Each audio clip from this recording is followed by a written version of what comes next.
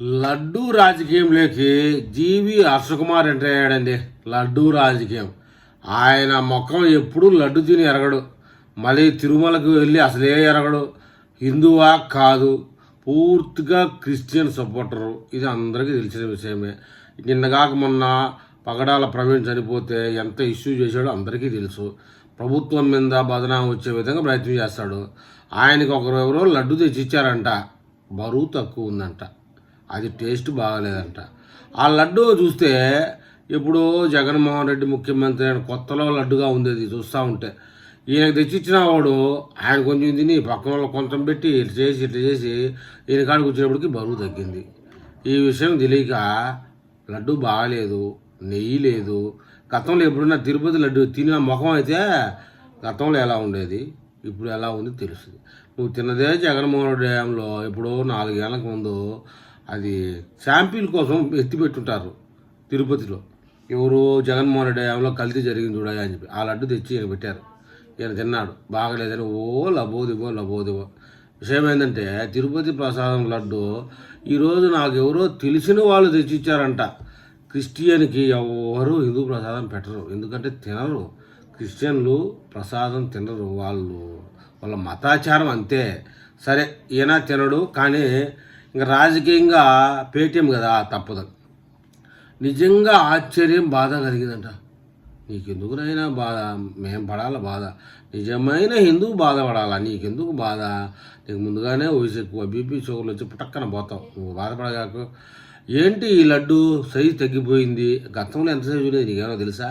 పోనీ గ్రాములు లెక్కనేమో చెప్పావా? ఎంతో 60 గ్రాములు 160 గ్రాములు ఎంతో ఉంటుంది, విషయం నాకు కూడా తెలియదు.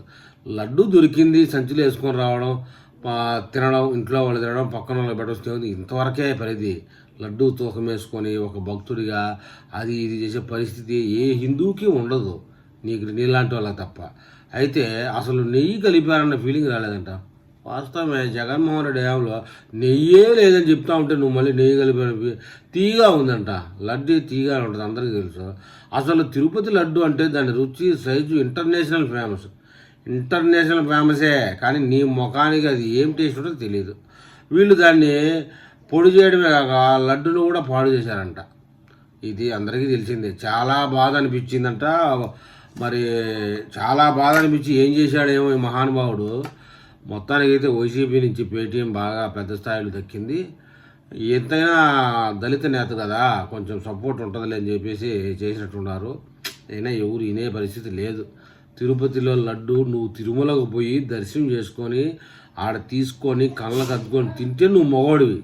ఇట్టా ఎవడో లడ్డు పంపిస్తే అది ఏ లడ్డు, తిరుపతి లడ్డేనా, లేకపోతే చలపతి స్వీట్లోదా, లేకపోతే పుల్లారెడ్డి స్వీట్లోదా, ఏ లడ్డు అని ఆయన? ఏ లడ్డు అని తిరుపతి లడ్డు అంటావు నువ్వు? నీకు తెచ్చిచ్చేవాడు క్రిస్టియనా, హిందువా? ప్రేమతో తెచ్చిచ్చాడా, ఎండబెట్టి తెచ్చిచ్చాడా? ఇవన్నీ చాలా కథలు ఉంటాయి. ఈ కథలన్నీ చెవులు అంటారు చదువు పిచ్చోళ్ళు, వాళ్ళకు చెప్పు. నిజమైన హిందువు ఎవరు నమ్మడు. తిరుమల అని జగన్మోహన్ రెడ్డి హయాంలో నేను నాలాంటి వాళ్ళు కోట్లాది మంది పోయారు, ఇప్పుడు వెళ్తున్నారు. ఇప్పటికి తేడా ఏదో అందరికీ తెలుసు. నీకు తెలియకపోతే నోరు మూసుకొని కూర్చో, అంతేగాని ఏదో నీకు సంబంధం లేనటువంటి మతాచారంలో నువ్వు వేలు పెట్టి గెలకద్దు మహాప్రభు.